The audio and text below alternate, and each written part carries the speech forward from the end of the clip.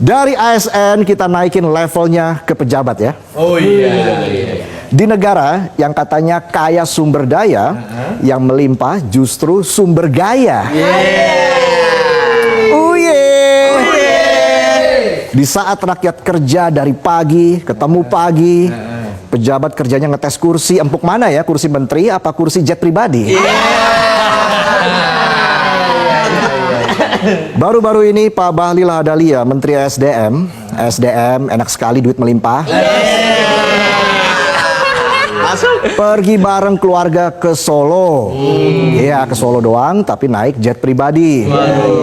Beda kelas bos, kalau rakyat ke Solo nungguin tiket promo. Promonya habis diborong calo.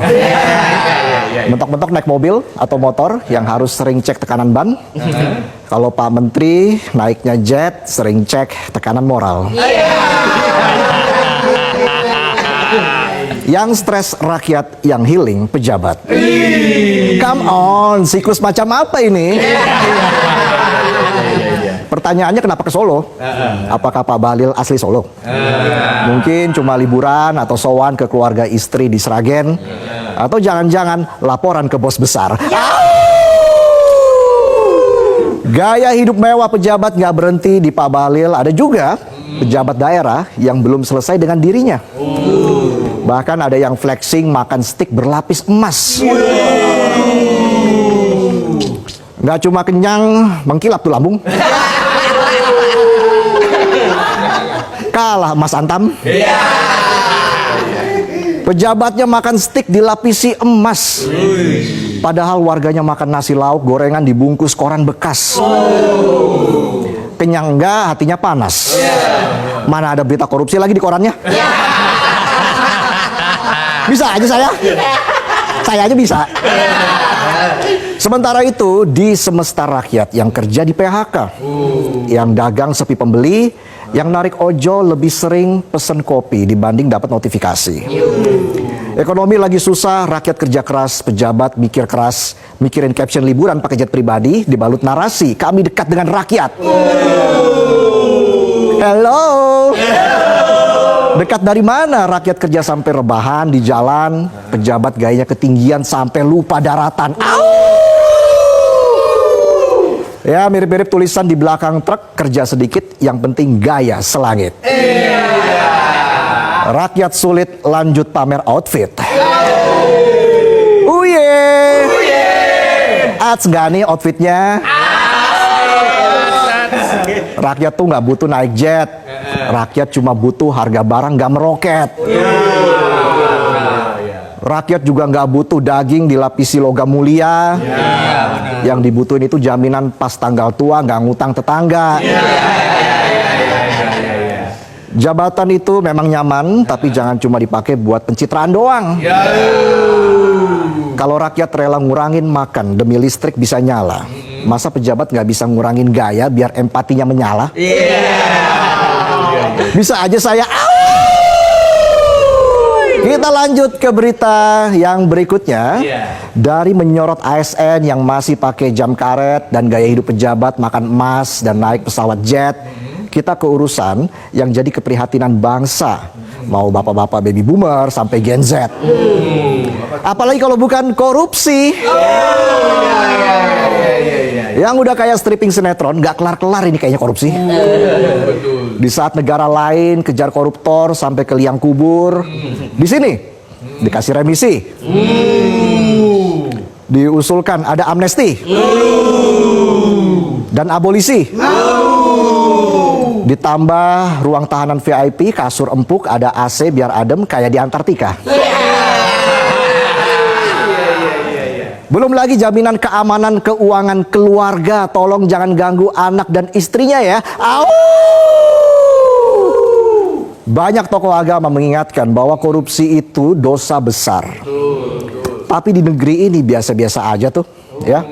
Dosa koruptor kalah sama dosa lupa kasih like ke story temen. Mana negornya di DM lagi? Orang gila mana yang habis ngomel di DM lanjut ke WA? Korupsi bisa dinego, hasil korupsi bisa diwariskan. tapi rasa keadilan rakyat masih digantungkan. Kayak RUU perampasan aset. Katanya hukum harus adil, kecuali keluarga koruptor jangan ikut dimiskinkan.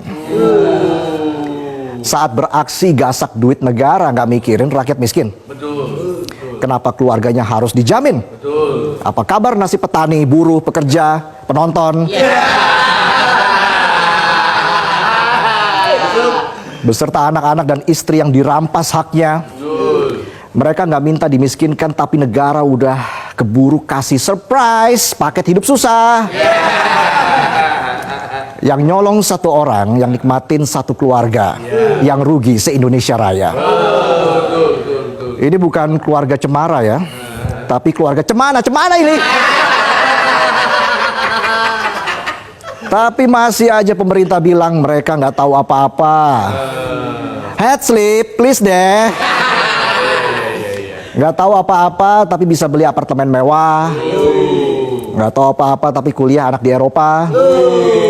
Ditambah flexing OOTD mewah yang seharga KP rumah. Tapi giliran utang negara triliunan, rakyat semua disuruh patungan. KPK bilang, ide pemiskinan keluarga koruptor perlu diskusi mendalam. Sepakat. Harus diskusi mendalam, tapi jangan kelamaan, tenggelam. Kelelep. Diskusi nggak kelar-kelar sampai koruptornya udah bebas dan buka bisnis laundry, money laundry.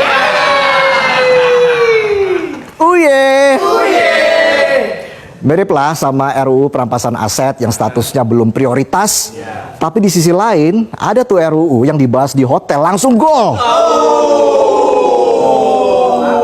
Disahkannya cepet banget.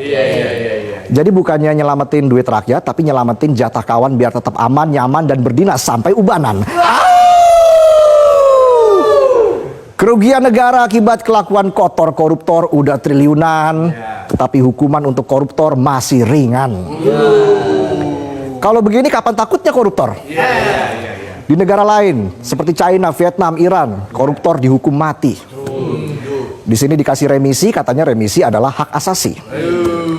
Hukum koruptor di negara ini masih kayak bubur ayam ya. Lembek, tapi banyak perdebatan. Kamu tim diaduk apa tim yang nggak diaduk? Undang-undang tuh diaduk. Bisa aja saya. Korupsi itu bukan soal satu orang jahat, tapi soal sistem yang bikin orang terpaksa jahat. Nggak jahat, nggak menjabat. Mau jujur, hancur. Yang salah bukan cuma si tikus-tikus rakus, tapi semua mulut yang diam, semua mata yang pura-pura gak lihat, dan semua pihak yang lebih takut anak koruptor jatuh menderita daripada anak bangsa yang hidup tanpa masa depan cerah. Yang di atas tolong jangan ketinggian, cobalah menengok ke bawah. Negara ini udah terlalu lama baik sama yang jahat, dan jahat sama yang baik. Daripada mikir keluarga koruptor harus dilindungi, lebih baik berpikir bagaimana melindungi nasib bangsa ini dari tikus-tikus berdasi.